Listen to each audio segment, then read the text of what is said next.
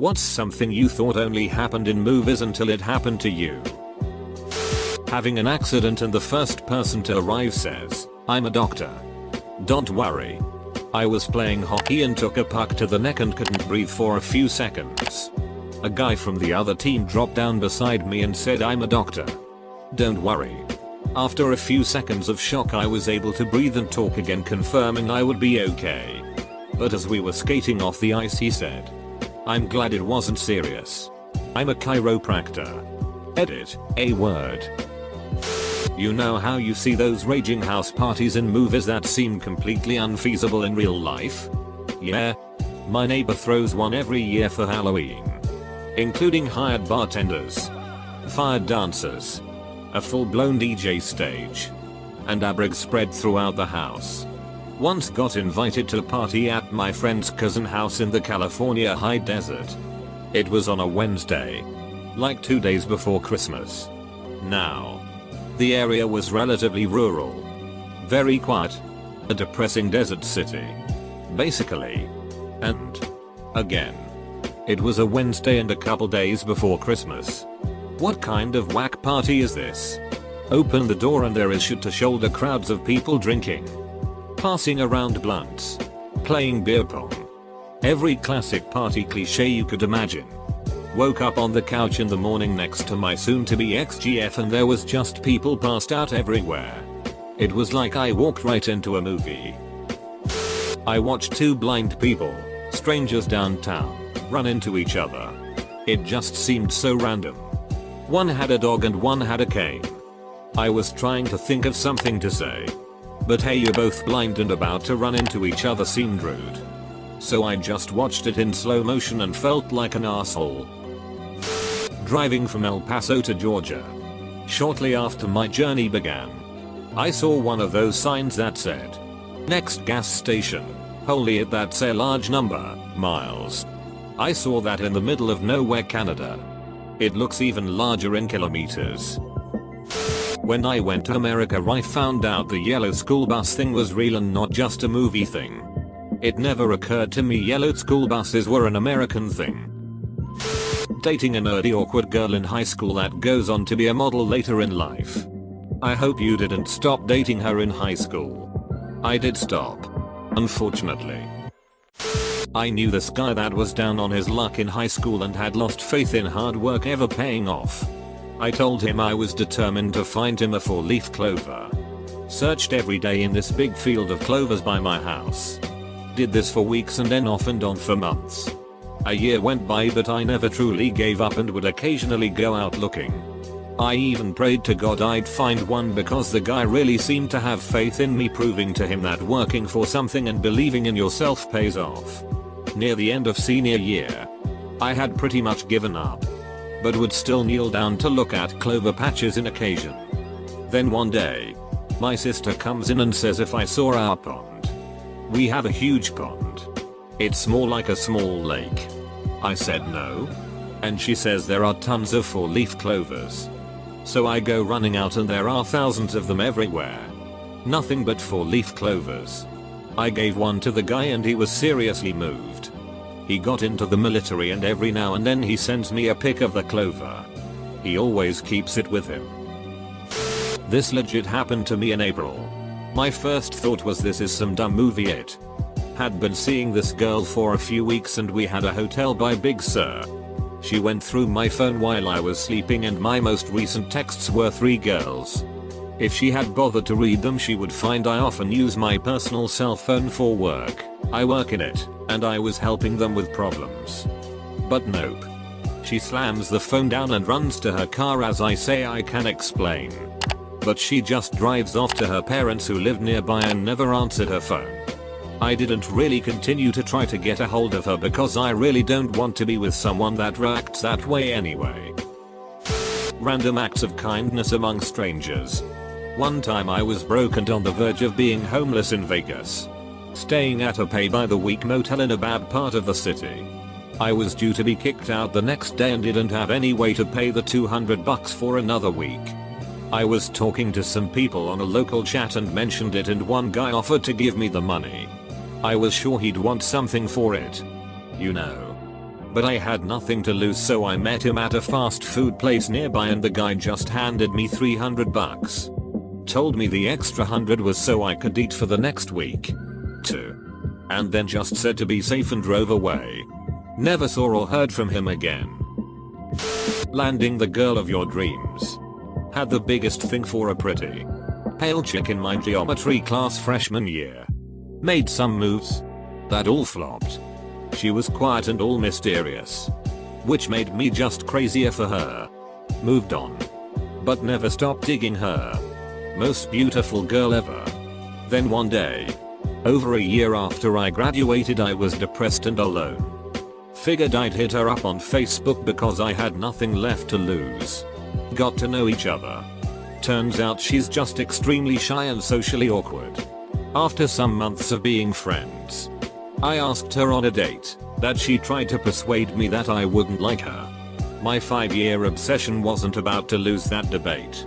Now we're engaged. I love her so much. High-speed crashes resulting in an epic ducking car flip. Coming home from a night out and entered from an on-ramp and went full speed into the center divide. SUV then did an epic kickflip before landing on its roof. Luckily everybody in the vehicle was okay. One time a very large, rotund co-worker of mine slipped and started rolling head over heels down a really steep hill towards me. I felt like I was Indiana Jones in the Temple of Doom. In high school, I had an assignment due for extra credit. I left it on the table in the living room so that I wouldn't forget it, as well as look over it in the morning. The morning of, I noticed it wasn't there. I asked my mom if she moved it. She hadn't. I walk over next to my dog who has half my essay hanging out his mouth. I made him watch as I threw away all of his treats. TLDR, dog ate my homework. My friend died when we were 20. I would be out in public and I would see her. Then I would get closer and realize it was just someone that looked like her. It happened pretty often. I guess I just missed her, so my brain made me see her. I had always thought it was just a movie thing. There's so many times I've seen patients I've worked on and later pronounced as dead in public. Or people I've known personally that I have taken from where they've died and a couple years later see them in a crowd or in passing. It's strange. Feeling like you can't breathe when you're grieving a close loss. It sounds so cliche. They say it all the time in movies and on TV. And then you experience it and it's exactly the way they say. I'd lost people before. But always older. Kind of expected. Recently there was a sudden loss in our family of someone much younger and I'm still trying to process it. After the first few weeks it got easier. But sometimes out of nowhere I find myself feeling like there's suddenly no air. Screaming out in anguish from emotional pain after finding out that my son was dead in my belly. I couldn't help it. I feel sorry for the people who hurt me. I wailed and cried and said nonsensical it for about 5 minutes. Then I got my big girl panties on and went to the hospital that covered my insurance over an hour away. America. This is fantastic and I remember it fondly. I hated this guy in one of my classes. He was pretentious and always acted like he had something to prove. I used to draw caricatures of him in class while he yammered on and on. At the end of the semester, our professors had a party during which a few of us got tipsy.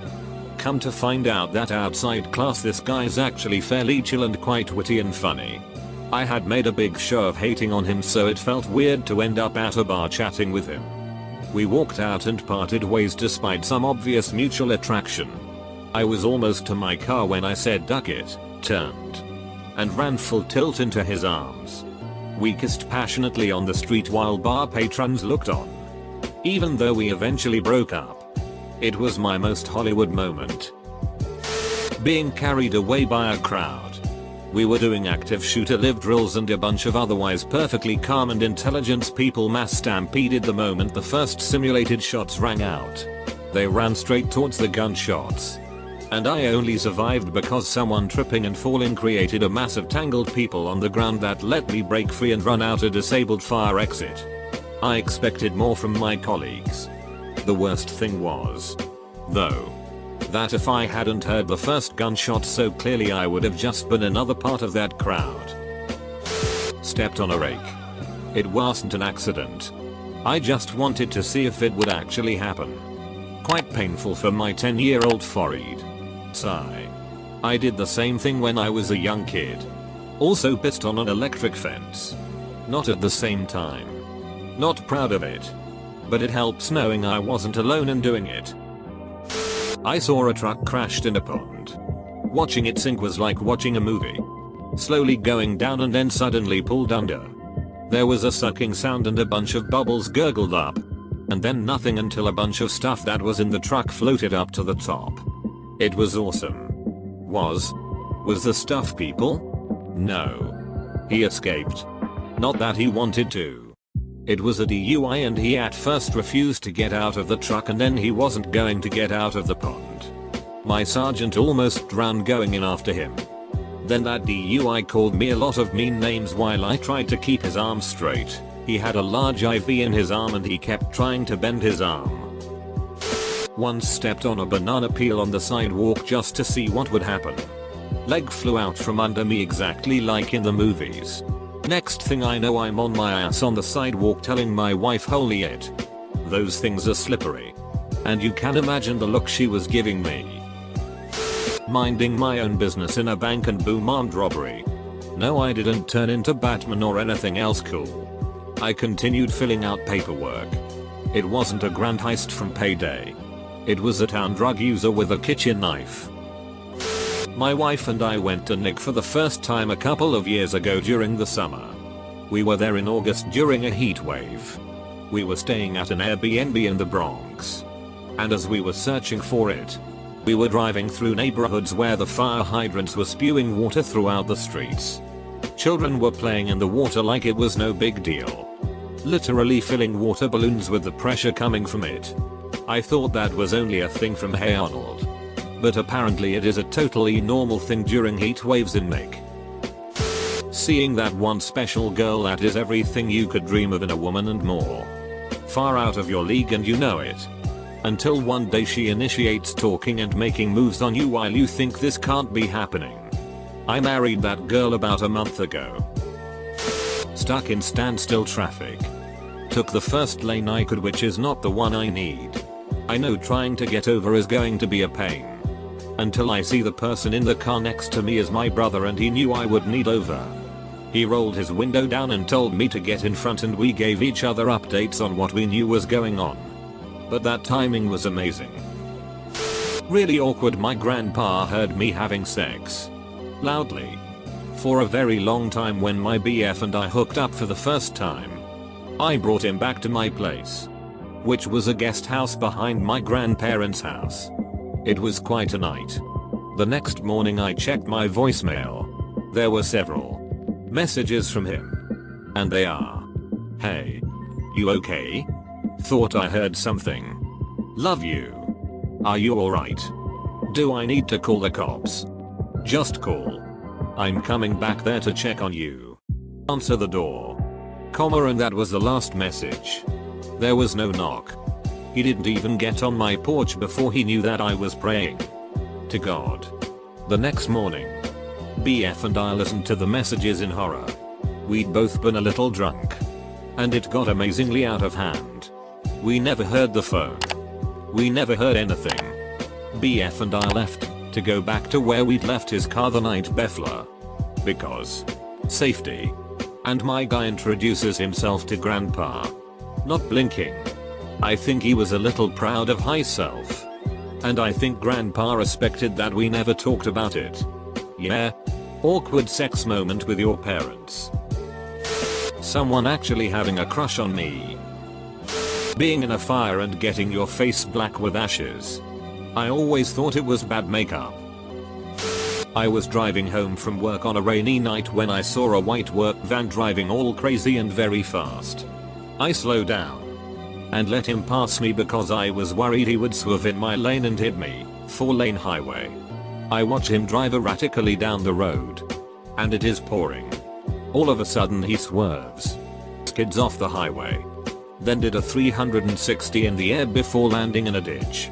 on all four wheels on the side of the highway. It was like watching a bad movie scene. I've never seen a car flip in the air before or since. Especially because of the dark and rainy aspect. I pulled over, called 911, and gave a statement once the police arrived. The worst part about it was that he had two teens in the back of the van who weren't strapped in. But they survived. I've been a cop for about 3 years now in a mid-sized town. Responded to a robbery a while back where a witness said I missed them by a second or two. I go the direction the witness pointed me toward and I send another team the opposite direction just in case. Suspect came out the shadows in the alleyway and shot my buddy in the heart. His vest caught the bullet and he's okay. We caught the guy a few minutes later. Sometimes I feel like I'm living a bad buddy cop film. Haha. Talked to this gorgeous girl at a party for hours. We had a great time. Played drinking games. Told jokes. Both of us were laughing. We had the same interests. It was great. No bullet either. We seemed like peas and carrots. Eventually she said she had to go leave with her friends and I was too nervous at the time to ask for her number. She said goodbye and walked to her waiting friends in their car across the street from the party. I moaned to my friends about letting her get away and they said come on dude. Go after her, so I said you know what. Duck it, downed my beer and ran to the fence in the backyard we were in. Jumped it. And sprinted to her car that was still parked at the corner at the end of the street. I could literally hear the corny rom-com music playing in my head as I ran to her. Slid smooth right up to the car. Knocked on the door. And her friend opened it. Out of breath. Panting. I poked my head in the back seat and said hey. I got asked. What's your number? The music in my head was at a crescendo at this point. And then she responds I have a boyfriend. Every note in my head immediately shut off. I stared at her. She stared at me. Her three friends in the car stared at both of us. I just silently did an about face and walked away. I swore I was in a comedy film in that moment. While backpacking the Appalachian Trail, the AT is a 2,100-mile trail that runs along the crest of a mountain range in the eastern US. I often had to leave the trail to resupply. One day, in Southwest Virginia, I hiked down a gravel road that left the forest near a town. I was maybe 5 miles from the edge of the forest when this beat-up old Camaro came around a bend ahead of me, spraying up a big rooster tail of gravel. I stepped to one side to let it pass, but the driver slammed on the brakes and stopped beside me. There were a bunch of teenagers riding in the car, all wearing bathing suits. Lots of itty tattoos. Everybody holding a can of beer. The driver said, "This man looks thirsty." And one of the kids in the backseat reached me a cold one from the cooler. We talked for a couple minutes about the trail, and the weather, and the wild turkey, the animal, which they hunted, not the whiskey. Then the other kid in the backseat fired up a joint the size of a camel wide and passed it around. And the guy in the passenger seat held it out the window and cocks an eyebrow and asked, "You want this?" And I did, but I was also overwhelmed by a feeling of deja vu. I had seen this happen before. In 8th grade. It was the plot of a movie from the DARE program. Concerning the dangers of reefer. It's not every day you get to be in a movie. So I toked up. And we drank another beer. And then the driver said they had to get up to the lake and sped off. Based on how the original film went, I assume they all perished from the weed. I walked to an all-you-can-eat buffet and ate a lot.